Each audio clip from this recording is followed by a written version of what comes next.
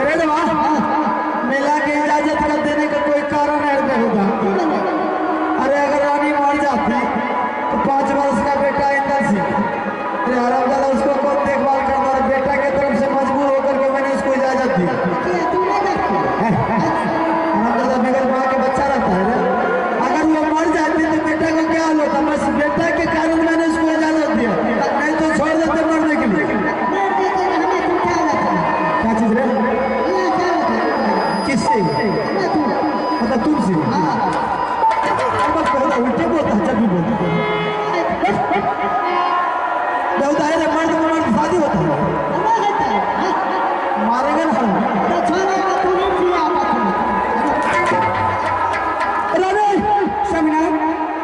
मैंने तुझे इजाजत दिया मेला देखने के लिए, मैंने तुझे सलाह दी कि तुम मेला देखने के लिए जा सकती है, लेकिन वैसे तो नहीं जाऊंगी। और किससे जाएगी? अकेले तो नहीं जाऊंगी। और किसके साथ जाएगी? अरे भाभी को तुम मेला दिखा कर दिया। हाँ मैं आगे साथ नहीं जा जब से आराम दादा तुम बहुत उसका बड़ाई कर रहा, समझ रहा, तुम्हें साथ जाने के लिए इनकार जा रही है। क्या देवर के साथ नहीं जाएगी? नहीं। और किसके साथ? मुझे देवर जी को बुला दीजिए, सासी में लगा दीजिए, मैं देवर जी को साथ जाऊंगी।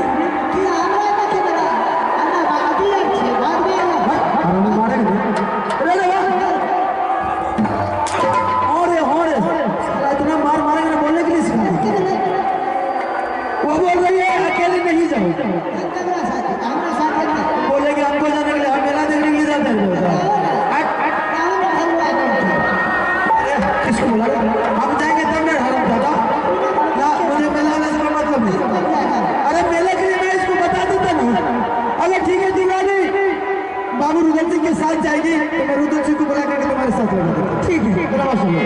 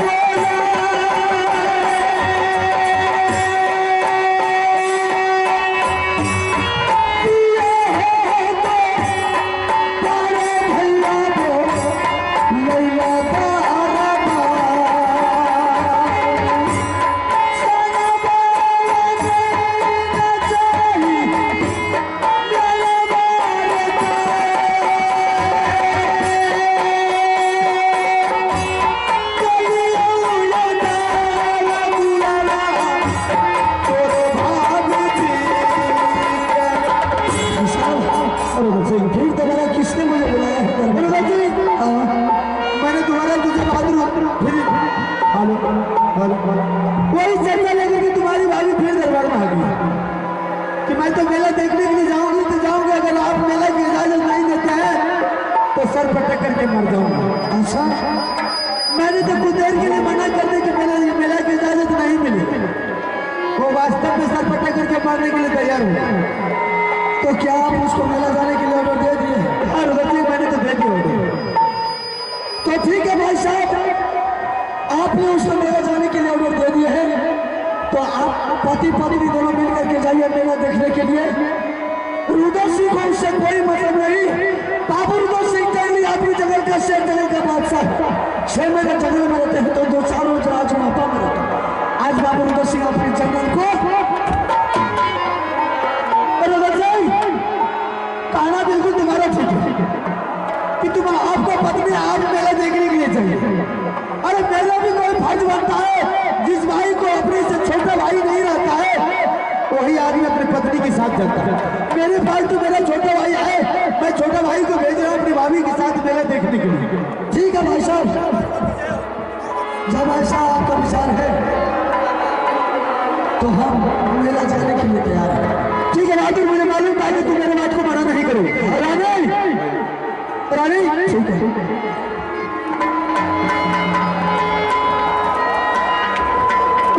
को बुला करके उसे समझा भी सकती है, लेकिन रानी मेला जाने से पहले एक बात और कान खोल करके सुन।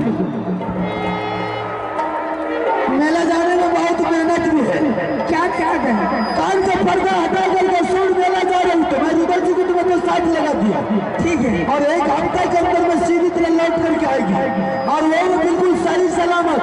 अगर रुदल सिंह को किसी तरह की बात हो गई, अगर एक रुआ टूट गया तो सोच ले, अगर देवर का एक रुआ टूटा तो हजारों में शख्स देने वाली मैं हूँ। ठीक है, अभी तो तुझे जाने का मौका है, इसलिए तुम कुछ भी बोल सकते हो। कुछ नहीं हो सकता। अगर जरा सा भी बाबू रुदल सिंह को खोज न किया तो सर काट करके सिग्नल बोर्ड में टांग दे। जा सकती है। मैं जा रही हूँ। इजाजत मिल गया है, तुम दोनों देवर भाई मिलकर जा सकते हो। ठीक है, अब आप जा सकते हो। चलिए भाभी जी, चलिए भाई साहब बोले लिए